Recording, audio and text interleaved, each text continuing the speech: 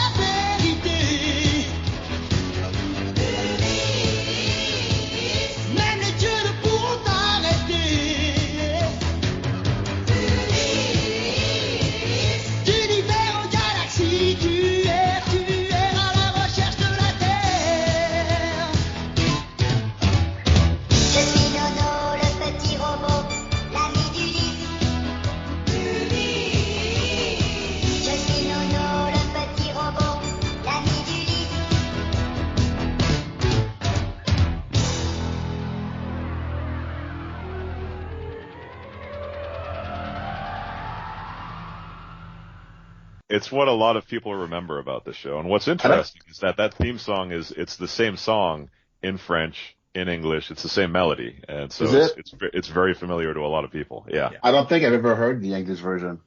Oh yeah. Well, instead of, Ulysses, it's just Ulysses.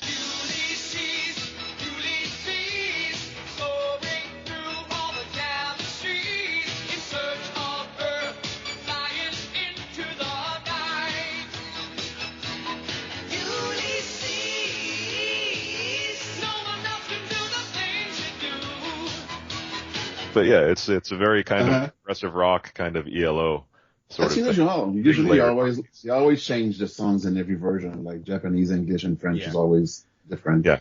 Usually it's a different song. And in the Japanese version of Ulysses 31, they made their own songs. Yeah, it was different. I've seen that one. Yeah, it was never meant for the Japanese market, so things were kind of redone when they launched it there twice. Apparently it had two dubs, one for the OVA version, one for the broadcast version, which was a little strange. This was definitely primarily for the French market, and I think because of that, it's one of those titles that kind of skirts the line of whether it qualifies as anime. But, of course, all the animation work for it was done in Japan, and it was done in the I guess what we call the anime production pipeline rather than the outsourcing pipeline, which a lot of other stuff is done. So I think this is definitely one that would qualify under the anime banner from our weird, inexplicable Western definition of the word. Well, I mean, I think anime as a term for Japanese animation, it's useful for like country of origin, but it's, like would Transformers count as anime, since it was mostly, at least the first season, was mostly animated in Japan by Toei? Yeah, I mean, under that definition, you could definitely say maybe it was, because on the U.S. side, it was mostly just the screenplay and the general direction. All of the storyboarding, all of the animation was done in Japan. Yeah, it's hard to pin it down sometimes. I think we all draw the line in a different place, but yeah, but it's fun to talk about, and I think but this is a really cool international co-production, and certainly one of the first ones I saw. What's interesting is Tokyo Movie Shinsha and their chairman Yutaka Fujioka, they did a lot of overseas business in the 80s, specifically just because overseas partners paid well.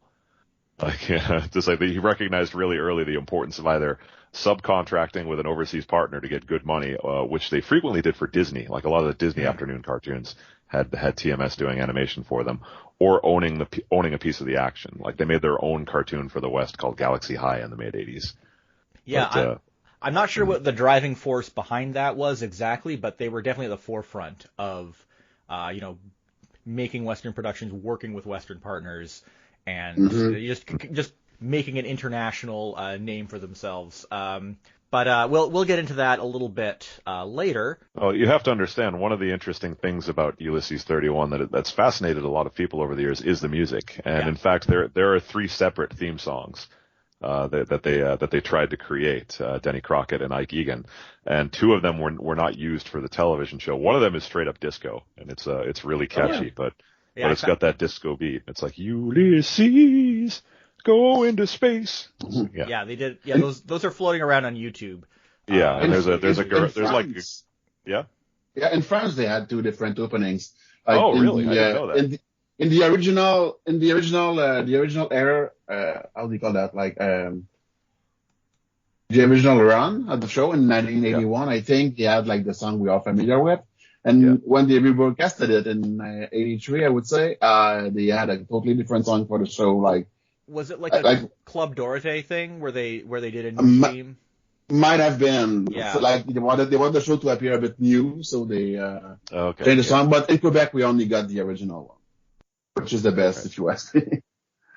Yeah, I agree. But it's interesting that there's a pilot episode. They did all these alternate versions of the theme song. There's a lot of interesting production material for this show. I think it was like something that we hadn't seen before to that scale. I mean, France was hungry for animation at the time, so a co-production with Japan was only natural for them.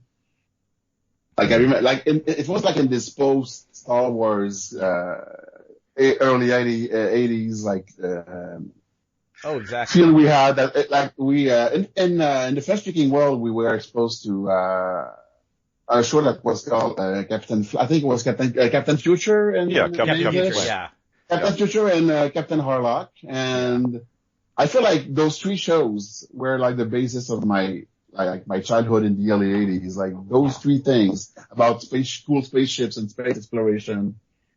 Yeah, that's. When I was a kid, I would always like those shows were always tied together in my head. And now as an adult, I watch Ulysses and I see it's pretty different. And that's what I've heard from people who were watching stuff on TV at this time. Specifically, these shows were like the big aftermath of Star Wars in 1977, because that's what was driving all this stuff at that point. That's why put Ulysses in space? Obviously because Star Wars had just come out. Because Star Wars. Yeah. And they even gave him a lightsaber. Yeah, exactly. But yeah, I think that's generally the cultural impression I've gotten from people who who watched these shows when they were kids. It's like these were the shows that came after Star Wars, and it all just kind of grew out of that in a really rich way, and it's well remembered. That space opera like culture was permeating everywhere back then. Yeah. So Dez, was this show on Radio Canada in 1981, or was it a couple of years later? I did my research, and it was in 83. So Yeah. I was September 17, 1983. So I was 7 years old. Yeah. But I remember all of it. I remember a lot of it, and which is funny because I never rewatched the show after that. Never saw any reruns until like last month when Jesse asked me to, Wow. the podcast was on, and I decided to rewatch everything. And it's strange seeing the whole thing again with adult eyes. Excuse me. Yeah, usually the French Canadian broadcasts would be roughly at the same time that they showed up in France.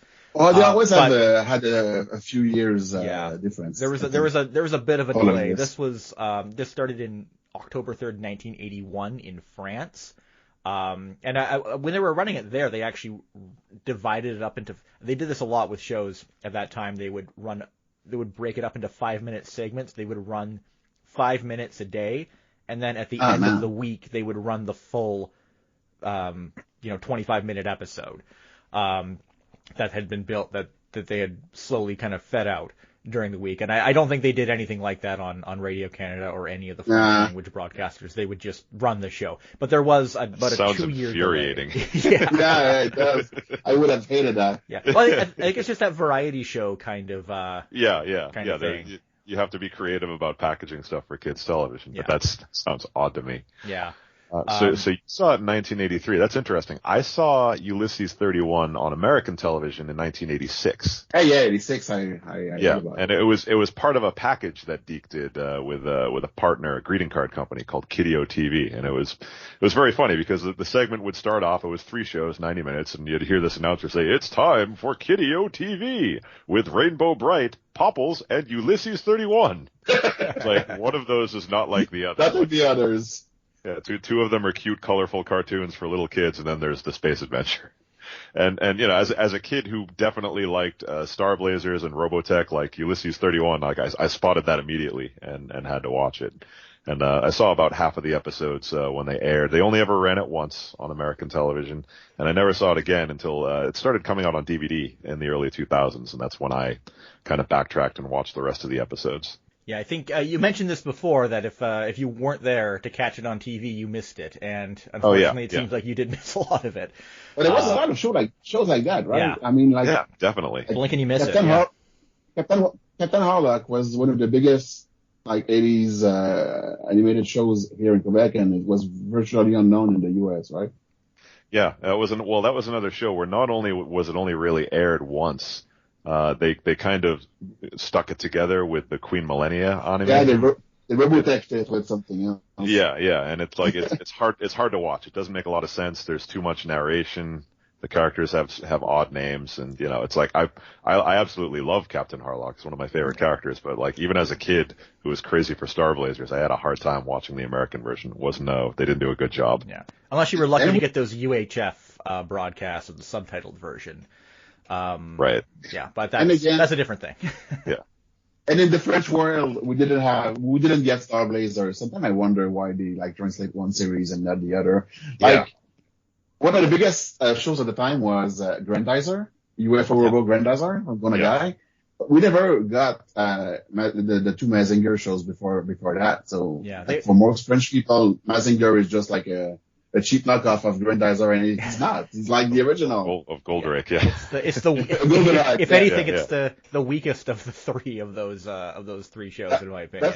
But you could argue about that. I'm a big fan of Grandizer. Yeah. I watched that as a kid too. Yeah, I did, but it was never my favorite series. I thought it was too episodic, and I don't know. Yeah, a bit too old school for me. We did an episode on Goldrake. A couple years ago, our assessment was that it hadn't aged well, but we could understand why we could understand why it had a big impression when it did air. And also with Captain Harlock or Albator, you were missing the last 3 episodes of that show. Yeah, that was so weird. I don't know why. 15 years. I never saw the ending. I didn't even get back to them as an adult to what it was about. I never saw the damn ending of that show, and I think watching Ulysses like this made me want to watch other classics from my childhood, and I think I would. rewatch completely. Yeah, they did go back and redub those last 3 episodes like many years later, but yeah, when they released the VHS set. Yeah, they did like a theatrical release of something, but it's a step down from the older dub. They do some weird things with the music, and yeah, you can go. We went all into that back in our Albator episode, which I of course encourage everyone to watch. I'm gonna listen to that. Yeah. So yeah. Anyway, regarding just Ulysses 31 in sort of French and Quebec culture. I mean, did you have anything else to? How has your perception of the show changed as an adult? Yeah. Well, the weird thing is the show was big at the time, but I don't think it's not very fondly remembered. Like most people don't talk about that show at all. I think like Ulysses 31's greatest feat was to open the way for its more successful successor, the Mysterious Cities of Gold, which is like one of the biggest shows we had on TV. And it's fondly remembered. People always talk about it. We have reruns. They made like sequel series in France, and it's still very popular to this day. But Ulysses 31, not so much. I don't know why. Maybe it was like too dark or too experimental, and they didn't do many reruns. In fact, I thought it only ran once, but then I remember that I used to watch episodes on Saturday mornings, and then I remember also watching them after school. So I'm not sure if they had like 2 different air slots. So from what I've been able to gather together, and I can double check this. It started airing on Radio Canada in 1983. They ran it until 1985, so it probably had a few different runs. Okay. But I don't think it was really rerun much after that. Nah, not after that. Yeah. Not that I know of. Yeah. So kind of disappeared. And then watching it again as an adult, I kind of understand why it's not as great as I remember it was as a kid. Like you mentioned, Mysterious Cities of Gold, it had it reran much more for years after that as well. So I can see how that show had a stronger impression because there was more opportunities to watch it too. It was also much better. It was much better. The story was more solid. It was better told. It still holds up today quite well. I watched it with my girlfriend who had never seen it like a few years ago when she was fucking into it. Can I say that? Yeah. Can I swear? That's fine. Yeah, you can say whatever you want as long as it's not some kind of alt-right slogan. So. Oh. Yeah. So I was really surprised to see her like get into it so much. And then once she saw me watching Ulysses, she wanted to see what it was about, and she kind of got bored after one episode. One thing that illustrates some of the problems with the Ulysses 31 is how, that they have the entire crew in suspended animation, and multiple times throughout the show, the crew is somehow brought back, but then they have to go back into suspended animation at the end just to reset the premise so that they don't have to carry those plot elements over into future episodes. And they do that like 3 or 4 times. It's kind of frustrating. You can tell that the screenwriters were trying to make it so you could run the episodes out of order and it wouldn't be too distracting, The show is 100% episodic. You could watch the episode in any order and you wouldn't miss a thing. This is what I feel didn't. Yeah, even episode 26, the conclusion. It's like they had hoped to make more afterwards, but like the ending feels like it wraps up so quickly. Yeah, it's like so rushed. Yeah, it's this is weird because I remember it like them going back to Earth and meeting his wife and the trip back and like bringing the alien kids back to the planet, and no. So why did I think that? Well, he does go back to Earth, but in the past. He meets the original Ulysses. No, which is an episode I hadn't seen when I was a kid. This was no. I remember missing this one and being upset about it. Because I saw 5 minutes of it on TV. We had to go somewhere. And I was finally able to see it for the first time. 40 years later. It's a memorable episode that raises a number of questions. It's one of the better ones, actually. Yeah. There's a few good ones among them. And there's a few very strong episodes in the series. It's not all bad. It's not bad. It's just not that great, and it didn't age well. Yeah, it's an odd mixture too. It's like part Star Wars and part like the very creepy take on Greek mythology, where like it seems like death in the underworld is always very near. Yeah, it was very creepy for a kid. That show used to terrorize me. Yep. Yeah, I would watch it and I was always like super scared. And I even some episodes I didn't remember anything at all. And I was like, oh yeah, there's something very scary that's gonna happen here, and it happened. And I was like, this is weird how like human memory works. I remember all of the parts that scared me as a kid. You remember it's like rich atmosphere. Like that's what leaves the impression on you. Like you have like, like just that intimidating specter of Zeus that just shows up. It's a weird way to depict him, but I mean you never forget that. And his voice was so cool in French too. Yeah, it's not so great in English. No, I think it's pretty cool. You don't like the dulcet tones of Vlastavrana? I do like it, but the French voice is quite a contrast from the English voice. I'm sure. From what I've seen. The French voice is cool because it's like kind of like it's deep, but it's kind of like smooth at the same time, but menacing. It's all of that together, and it's so strange. It doesn't sound like evil. It just sounds like, I don't know, like some annoyed dad that you don't want to get on his bad side. I don't know. It's hard to explain. Yeah. And it's funny because that guy also voiced, I don't know if you guys had, at the end of the Mysterious Cities of Gold, there was, in French, we had, like a 5-minute segment at the end, like some kind of, documentary about South American culture. Mm-hmm. And he was the narrator to that. So it's always weird to, like, as an adult, listen to the show and I'm always like every episode of the Cities of Gold would end the same way with the guy saying au revoir, à bientôt. And I was expecting Zeus to say that because the voice was so similar. He was not trying to sound evil. He would just like use his real voice, and it was cool. Yeah. Cool. I had one more question just about the show in Quebec. Or just in French Canada. Was there merchandise for it? Do you remember? Yeah. Yeah. Actually, I remember that when I was back then, I wanted to have merch. Like I really loved No, and I wanted to have my own and the little robot. Yeah. But we didn't have anything, and then it started to happen. Like we had like a Panini sticker books and some like not like big official toys or anything, but like cheap stuff like. A candy packages shaped like Ulysses character, or like a plastic toy that you could open and they had like chewing gum inside and stuff like that. That's how you know the cultural penetration of something is like how easy was it to find merch and like did it wind up in bargain bins or did it actually sell? I think it seemed to have a pretty strong presence there. Yeah, it probably sold because it was not like.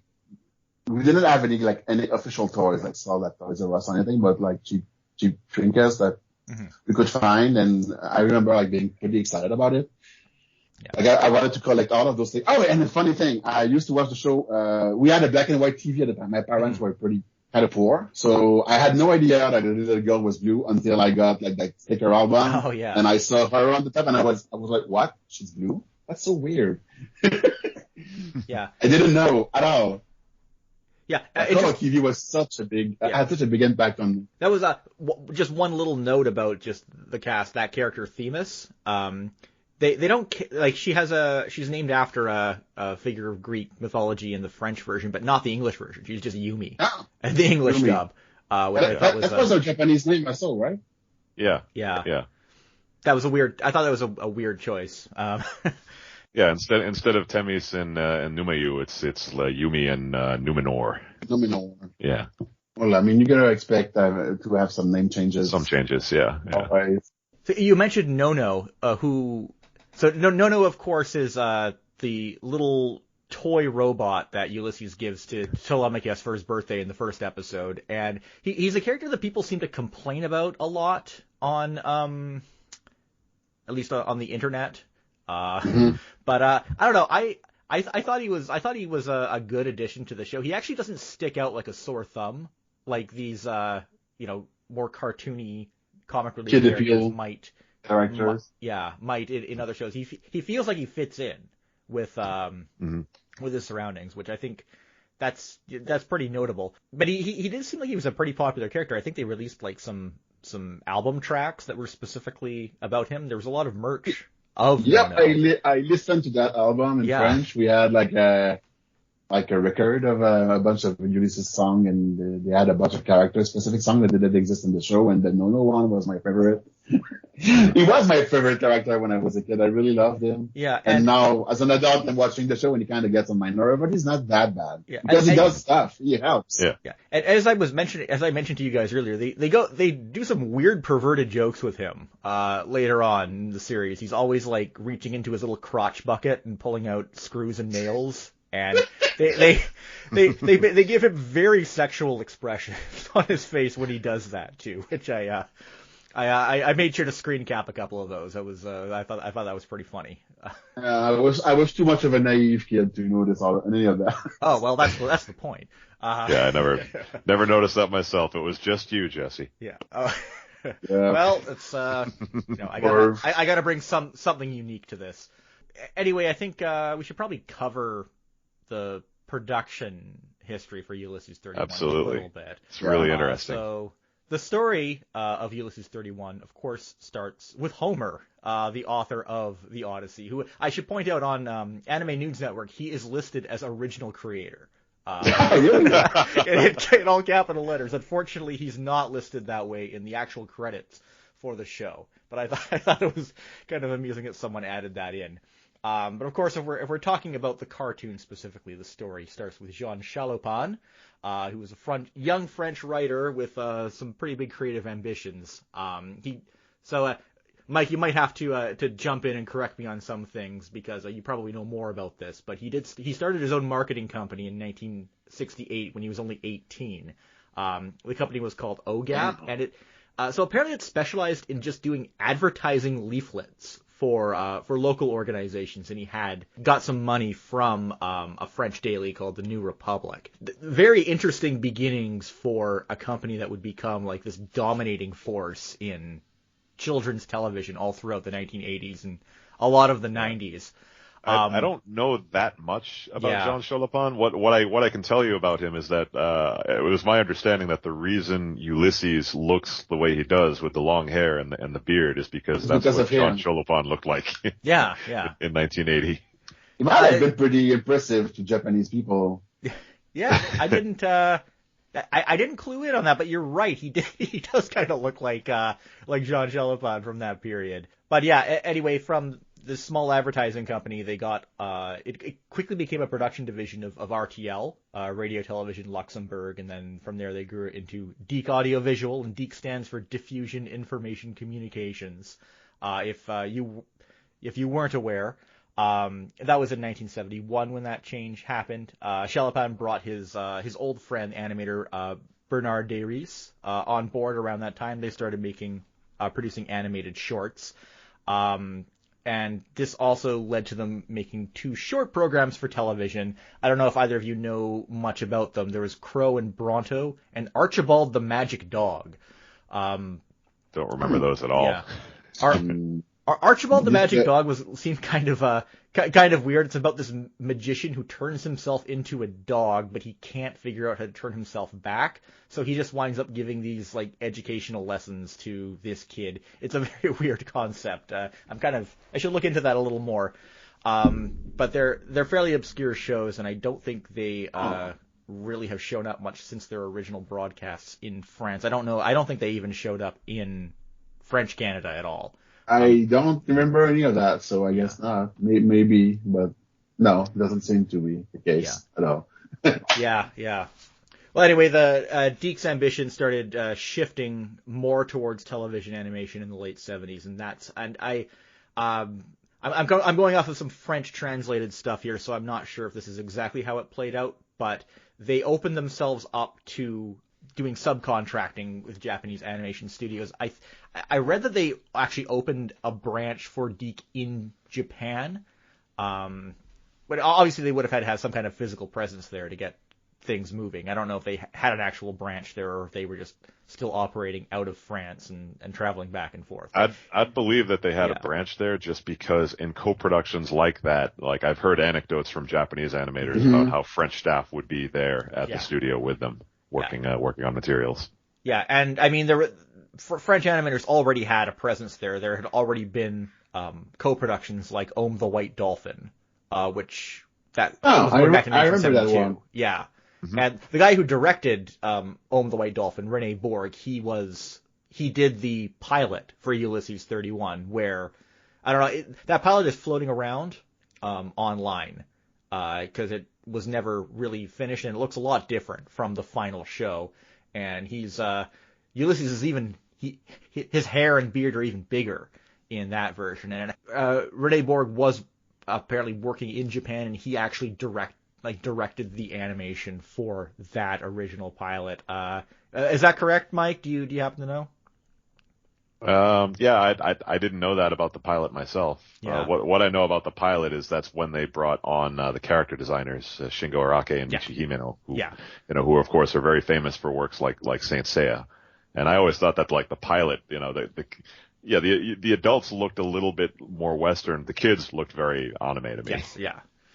Yeah, it's essentially the first episode, but the pacing's a little more like a rough pilot you'd expect from a rough pilot, and I think the version floating around actually takes English dialogue from the actual first episode and kind of awkwardly inserts it in.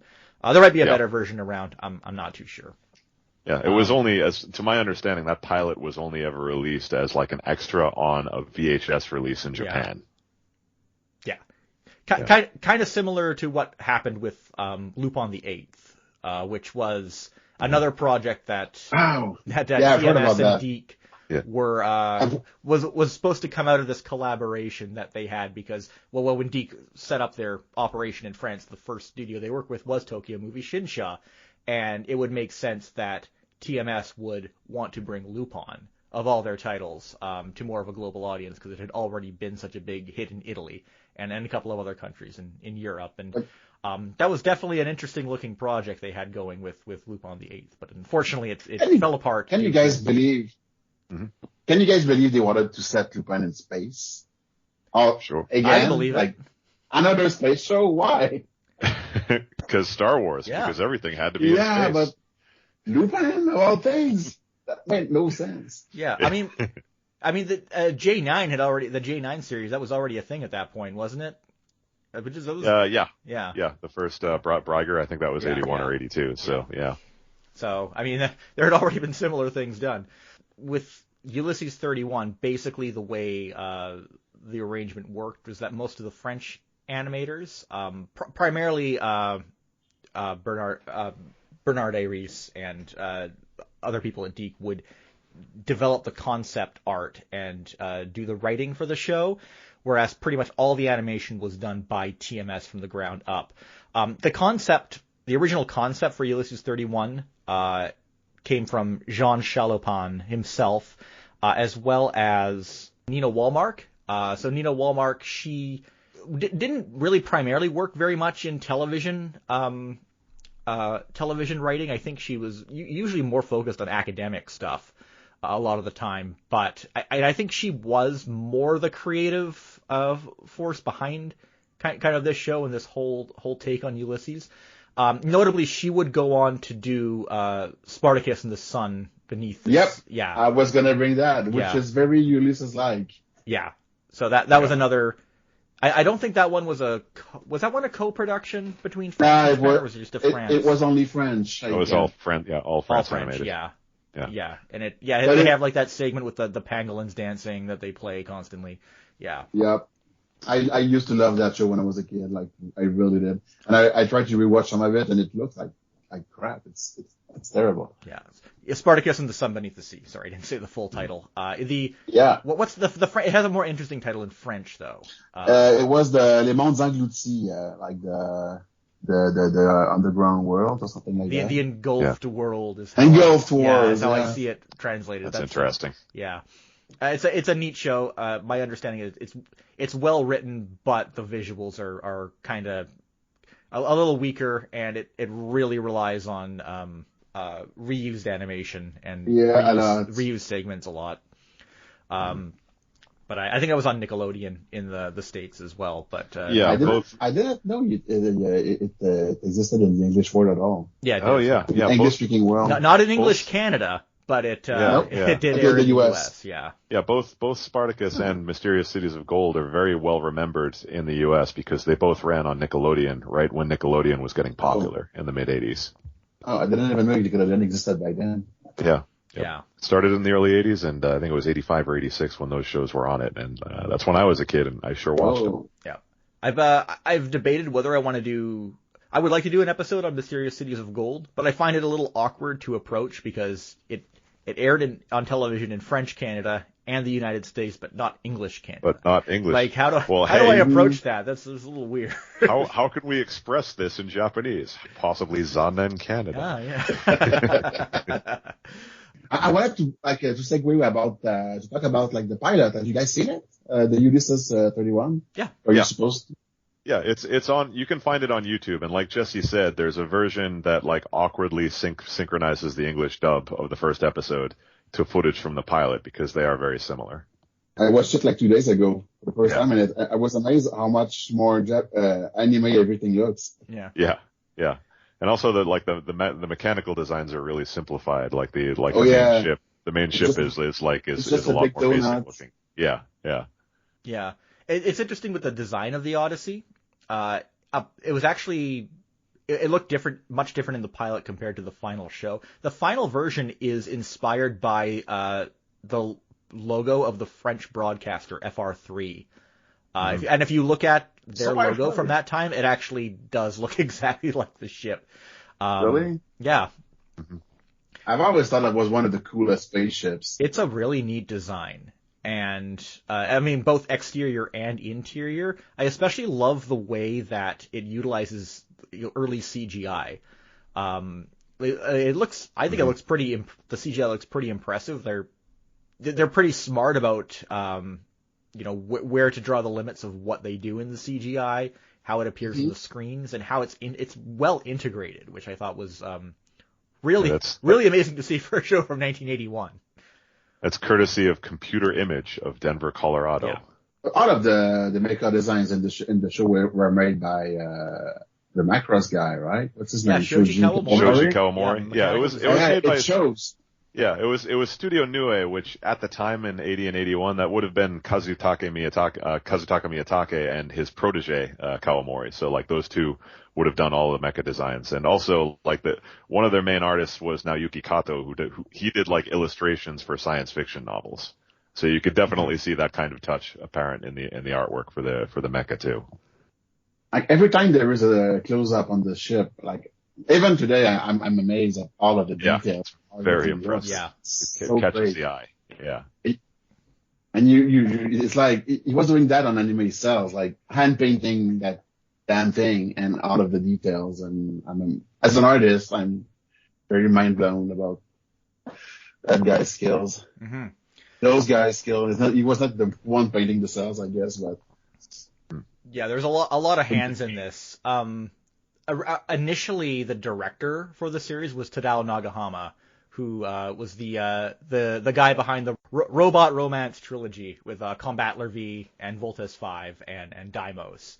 But unfortunately, he died. Apparently, from what I've read, shortly after the completion of the first episode of Ulysses 31. He was on vacation and he caught a disease. I want to say was it tuberculosis hepatitis? Hepatitis. That's what it was. Yeah. Yeah, that's really huge tragic. Huge tragedy. That guy was a giant talent, and you can definitely see like that first episode. There's a kineticism to it, like the way it looks and the way it moves. It's definitely different as the show progresses. It would have been. It's interesting to think about how the show might have changed a little if he had stuck around. Yeah. So from what I could tell afterwards, the direction duties were split between Kazuo Terada and Kyosuke Mikuriya, who we talked about back in the Sherlock Hound episode. Yeah, that's right, Mr. Sherlock Hound. Yeah. Oh my. Yeah. And Lupin the Third Part 2. Yep. Yeah. Are you? So, and of course, as I mentioned, Bernard Des Rees he's also credited as a director, but I don't think he would have actually directed any episodes. He was likely just working more on the conceptual side. Well, he's the supervising director. Yeah, director. He's the guy that is making sure all the episodes are getting done on schedule and look good. One thing we should loop back to is the music. Of course, the music was different in the French and Japanese versions, but the French version is what we want to focus on. And the music is amazing. Yep. This is like one of the best things on the show. Yeah, and it is of course courtesy of our good friend Chaim Saban and Shuki Levy, who, if you go back, I kind of got into a little bit of their background back in the Goldorak episode, because of course Chaim Saban was the producer of Gnome, who did the theme song for Goldorak back in when the show premiered in the late 70s. And that theme song was a massive financial hit, and it sort of gave Saban that idea that, oh, hey, you can make a lot of money by producing music for children's cartoons. And specifically, you can make a lot of money off of the royalties. And that's sort of, I think he had worked on a couple things between Goldorak and Ulysses 31, but he basically had a deal with DiC, where Shuki Levy and Pascal Orient was the other person who did music. And given how Chaim Saban and Shuki Levy work, I wouldn't be surprised if he did most of the actual work with composing the series. But, they had a deal with DiC where they would provide music for their shows at an incredibly low rate, so long as they received a certain percentage of royalty. And this would prove to be a very lucrative deal for him, and would, go on to the other stuff he would do later in the 80s and 90s, and overtake DiC's future role as the dominators of Western children's television production. But anyway, he became the Power Rangers guy, right? Yeah, exactly. Yep. He discovered Super Sentai because he was doing so much work on these Japanese co-productions, and was in Japan a lot of the time at that point. So it's the stuff all started with with anime and these kind of French co-productions. So it's kind of neat to see that the seeds being planted at this early point. But this is sort of where he was just getting his fingers in things, and producing a lot of catchy, memorable music. And as far as merchandise of the show too, like the soundtracks remain like the only things that you can reliably find in print. Yeah, the soundtracks were huge for this show, and like we mentioned, there was an entire soundtrack just with about No-No, and there were a couple others with the other music for the show as well. Because, again, that Goldorak theme cast a long shadow, and they knew they could make a lot of money off of doing that. And yeah, the music was at the forefront of the merchandise. Which song was it? Was it like the... No? There was a bunch of theme songs. There were a couple. Yeah, for Goldorak, there was the original theme song that ran later on. Played in this, like in the second series or second season or something. For the later broadcasts and like the home video release and everything, they would use a song that was just a closer adaptation of the Japanese original theme. I've looked around. You can find the song for Goldorak everywhere, but I can't actually find the credit sequence that used that song. I can't seem to dig that one out, because any version of the French version of Goldorak you can find now, it has the second theme song, which is just an adaptation of the Japanese one. All of those songs are pretty much well remembered here. It's funny. Yeah, it was a big deal. Just to touch on how the show came out in Japan, it was actually originally sold in OVA format in 1986. Which been very popular. Yeah, and that was the same time that it ran in English in the U.S. in 86, right? Right, Mike? Yeah, that was 86. That was kind of when they were releasing it in other regions at that point, and then it was sold just as an OVA, and then there was a broadcast in 1988 and then again in 1991, and both of those broadcasts had different dubs. They redubbed it with a different cast in the 1991 version, but I don't think either broadcast actually ran the whole thing. It was definitely they didn't quite seem to quite know what to do with this show in Japan, because again it was for the French audience. Yeah, it definitely didn't have the Japanese feel. It did for the space design, the ships and everything, but not the characters. Well, I guess the main characters don't look too anime, but the background characters kind of do. Yeah. A lot of people, like you see, there's one episode with pirates, and they all look like people from like First of the North Star, and you're like, probably the French didn't give any designs for those guys, and the Japanese just designed like the typical 80s anime bad guys for them, I feel. But and it's funny because the characters look more Japanese, more anime, like traditional anime style in the pilot, but Yumi, Timis, whatever her name is, didn't change that much in the two versions. Yeah. Her design remained pretty much consistent, and she is a bit more anime than the other guys. Yeah. Maybe because like she's alien, she can get away with it. Mm-hmm. Regarding the cast for the show, I didn't have too much. I didn't actually research this too much. I know that Ulysses, his voice actor, was the late Claude Giraud, who he died last year, and I understand he's better known as a film and stage actor in the francophone world, but he has done a little bit of voice acting. I'm not too familiar with him. Yeah. Well, as I mentioned before, he's had a few roles. He was Flash Gordon in the Filmation Flash Gordon series and movie. That were also out in French, but he hasn't really done that much else. I have so as with a lot of France-produced dubs, the voice has actually changed with the character quite a bit. I noticed that like somewhere around episode 16, a lot of voices changed for no reason. Yeah. So strange. I found that strange. I thought that only happened with like French dubs of things that were originally in different languages, but no, even something that is originally in French, they'll still just randomly swap the voice actors out on maybe some the episodes. Actors weren't available or something? I think that seems to be it. There seems to be a chunk of episodes where like Shurka and Telemachus had Shurka's the computer on the Odyssey. I don't think we mentioned that before.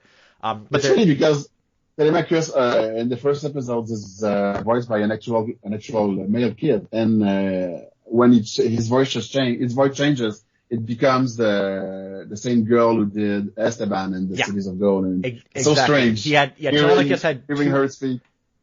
In most of the episodes, Telemachus in French has an actual child actor, but he has a adult woman doing his voice in about six other episodes. Depends which one you land on when you're watching it, because I think most people probably didn't watch the show in order. But yeah, so most don't have to. Yeah, exactly. Apart from Ulysses, they're mostly voices that you'll find in a lot of other cartoons. Mike, did you have was there anything notable in the English cast for the English dub? Well, I mean, as I'm sure you probably noticed when you were reviewing the production information, Ulysses 31 was dubbed in English in Montreal at Multidub International. And I didn't notice that actually. Yeah. You can kind of hear it in the voices too. Yeah, now that you mention it, that makes sense. They all have Quebecer accents. But yeah, it was Montreal-based Anglophone actors. I'm not too familiar with the performers. A few of them. Like Vlastavrana and Howard Rishpin.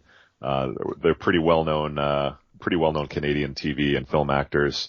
The guy who plays Ulysses is a gent named Matt Berman. I'm not really familiar with his work, but it's the same folks who dubbed Mysterious Cities of Gold in English too. Oh right, so, yeah. Yeah, so that Canada connection is alive and well in the English dubbed version. Wow, I totally missed this very important detail in all the research well, that good, I did. Good thing you had me on. Yeah, exactly. It's interesting. Yeah. And again, yes, and yet the English version never aired in Canada or was never really made available in any way here. In English-speaking Canada. That's so strange. You'd think it would be a really obvious choice, being dubbed in Canada, but I guess not. Yeah. I think we've already given a lot of thoughts on the show in general. I'm just curious, do you guys have any specific episodes that you think stand out? Yep, definitely. Yeah, for me, it's episode 1, which was the hook that brought me right in, because it has a lot of action going on, and it really felt like something different. And just the finale, Orpheus and Eurydice in the underworld. That was the wonderfully creepy story. Oh yeah, it wraps up a little too fast at the end, but I thought it was really cool when they have to go down to the underworld and all the frozen people in that horrible moment where it's just like, don't touch the dead people or you'll die too. Oh man, those dead people terrorize me. yeah. In fact, I have like pretty vivid memories of the last episode. It was one of the rare instances in my life when I would watch the last episode of the show, because as a kid you just watch whatever is on TV, you don't really care. And now I felt like, oh, okay, this is the end of something. He's gonna get out. Oh my god! And then it ended like so quickly, and I was disappointed. Yeah, but it's a pretty abrupt. It's very cool. Yeah. But it's a great episode. It looks great. It's creepy. It's haunting. And you don't know what happens to Orpheus at all. Like he just vanishes into the darkness. Yeah, he ascends up these stairs into the darkness, and you just never see him again. And the show is very clear about that's where everyone else is going to go. Like, it's so creepy. Yeah. As a little kid to see those images, you remember that stuff. But Ulysses and even like Harlock and Captain Future all had creepy elements to them, like that I still remember to this day. And I feel they don't do like cartoons like anime or cartoons like this for kids anymore that have the potential to scar you for life. But at the same time, those are the show I remember the most fondly because like they would I don't know how to explain that. Like they left a strong impression because they created an emotional response, right? What is it? That's the chat. Sorry. Yeah. Sorry, I didn't mean to distract you, but that was another memory of Ulysses 31. I pasted into the chat for the podcast listeners won't see it, but when this ran on Kideo TV, they had their own custom animated introduction, and for a moment you see like Ulysses himself hanging out with Rainbow Bright and the Popples. And he just looks so out of place. That's so weird.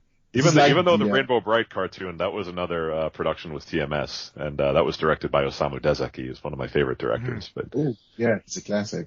Yeah, but yeah, that was my first image of Ulysses was seeing that, but then also seeing a clip from the show, and I think it was a clip from the opening when they're combining the Odysseus, their spaceship together. That sold me on the show. That was just like, this is something different. This is obviously way more interesting than the other shows in the block. I have to watch it. And caught about half the episodes. So yeah, the first one and the last one were definitely the highlights. I think that the Black Magician was awesome. Yeah, I remember the Sisyphus episode just because I've always story. Yeah, the that Sisyphus one is episode amazing as well. Yeah, I think that's probably my favorite episode. The Sisyphus one. I just love the way it ends. With the god, with Zeus telling Sisyphus that you should have just helped him. Yep. And it was like, wow, mind blown. Yeah. Yeah. It's so interesting. I mean, it's like, instead of a Monster of the Week show, it was, a Greek pantheon god of the week. Yeah. And and like the way they futurize them, it's usually really well, kind of nuanced and thought out. They don't. It's never very the way they reimagine gods it never seems overly hokey. It's like they really put a lot of thought into it. The one with Atlas I thought really stood out as well, where Mercurius is trying to steal the gem from his head, and the whole way that Atlas winds up carrying the universe on his shoulders in the end. The way it plays out visually, I thought was really trippy and inspired. It does raise the question though, if apparently they're living in a world where these Greek mythology was all true and it all really happened in the past, but just like what was Atlas doing back then when he was supposed to be carrying the world on his shoulders? It's again raises a lot of questions, but you shouldn't think about it too much. Yeah, the two episodes I remember the most from my childhood were the labyrinth one with the Minotaur. Yeah, where it's like, the Minotaur had he had the map to get back to take it to Hades. But if only I had stopped and talked to him and asked for that information instead of killing him. I'm just like, oh, that's a weird twist to throw. Yep.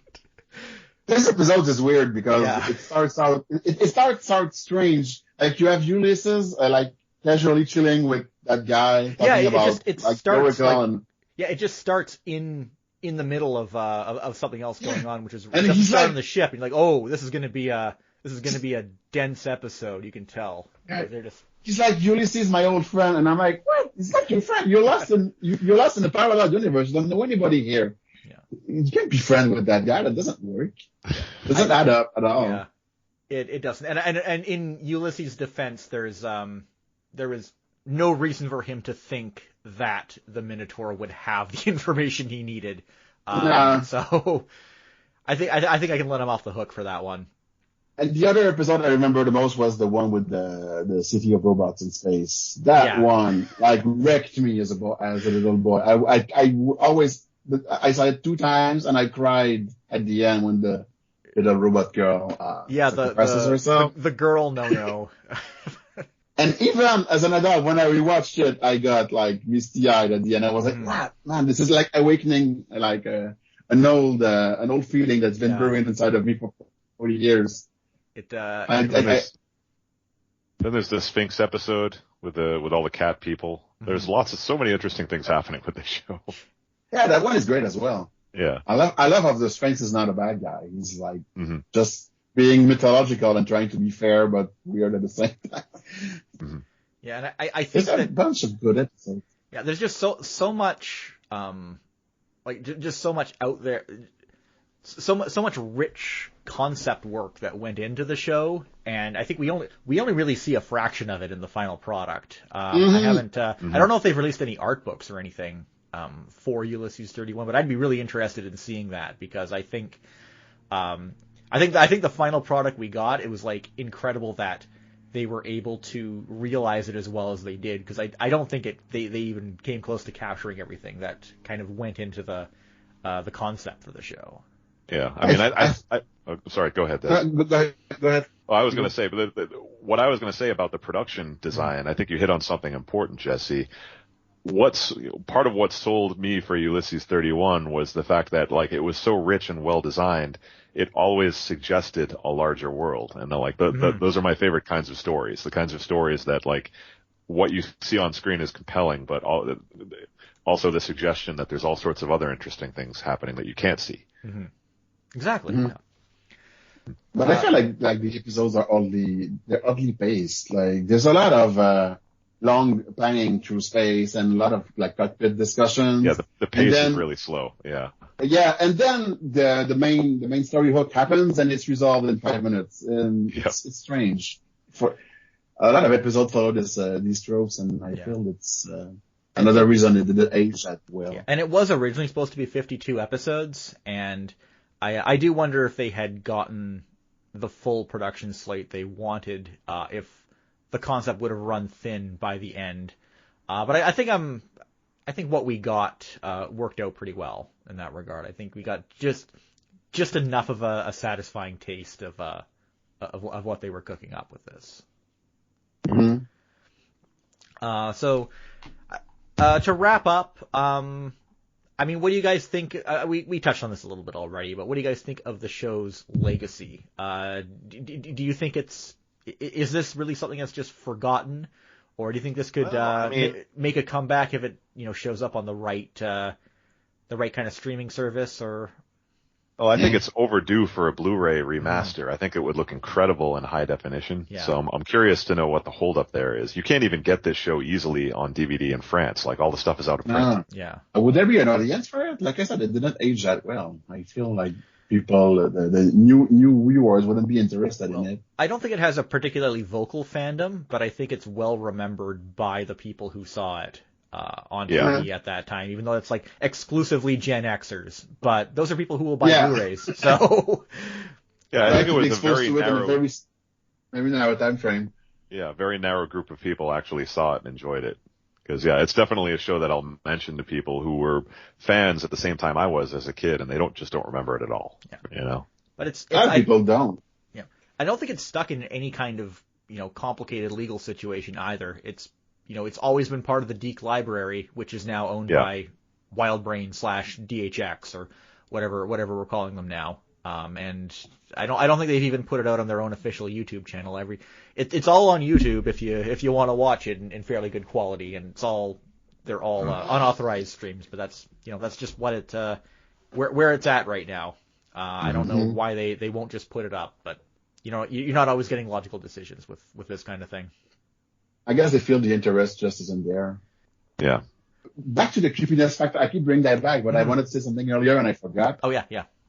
Like we mentioned Ulysses beard as something that would throw me off as a kid, but there was something else I didn't like in the show at all, but it was amazing at the same time. It was the fact that in the first episode, they introduced you to all those people, like his friends, the crewmates, and then they become like basically non-entities for the rest of the show, and it just Ulysses, the robot, and the two kids. And I felt, as a kid, this scared me. Like this show is kind of about loneliness. Everybody they meet in space is usually not a good person. You should not trust everybody, and there's a lot of empty. It feels very empty, and I remember that it made me anxious as a kid. This like feeling of empty, the constant feeling of loneliness and emptiness, compared to Star Wars, which is a very, very busy galaxy, cool aliens everywhere. So I think this contributed to make the show have a lasting appeal for me. This feeling that it created inside of me. A lonely journey through like a very big and rich universe. I think that leaves an impression for sure. I think that's a good summary of it. Yeah. And I talking about that first episode, I don't know if this happened in the French version. I know in the English dub, Nestor gives that very helpful line where he says, like, I think it's like he can't believe, he's like, what is an ancient Greek god doing in the 31st century?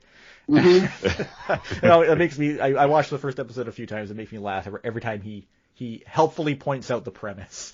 He says something similar in the first episode. Yeah.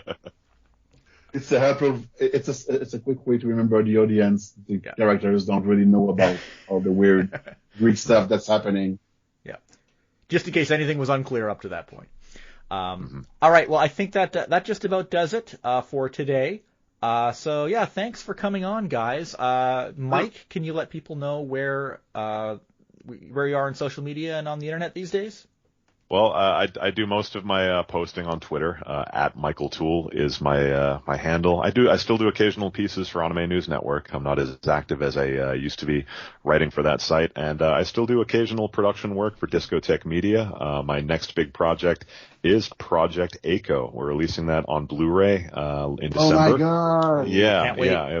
We got the original film. We got the original film elements, scanned it in, and corrected it so it looks better than it has ever looked. And I do narration for 2 documentaries. One of them full length, like 45 minutes long, about the music of Project Echo. Yeah, it's an important. I hope everyone has learned now that any story you hear about a warehouse fire making original materials for a film unavailable is probably a lie. They probably just don't know where it is. Yeah, the Echo was lost and many other films, as it turns out, was lost for decades because of a clerical error. Because they there was a piece of paper that said it's not here when in fact it was there, and someone just needed to go down and eyeball it in person and find it and pull it out. But we got it. It's coming out in December, and I look forward to it. Okay. I will. All right, and Etienne, where can people find you on social media, and or what are you working on right now? Well, right now my comic is on hiatus, so I'm not doing much, I guess. I'm just posting art on my Twitter these days, which is Omega Dez, DEZ on Twitter. Not that hard to find. And thank you for having me. I was super happy to share my point of view, my French-Canadian point of view in this very Canadian podcast. Yeah, no, it was great having you on, and I'm glad we were able to have such a great discussion on Ulysses 31. And I'm glad I finally had an excuse to watch the show, because honestly, it's something until a few years ago I had only heard of, and I never really looked into that much. I'm glad I got to see it. So yeah, I was so happy to find people that are willing to listen to me talk about the old cartoons I love, because usually people don't care at all. So, thanks for tuning in to Zon in Canada. You can reach me on Twitter at jbetteridge or email zonincanada@gmail.com. The theme song is by Ultraclystron. You can find that on his album Packet Flood at ultraclystron.com. You can subscribe to the show on Apple Podcasts, Google Podcasts, Spotify, or your podcast app of choice. See you again.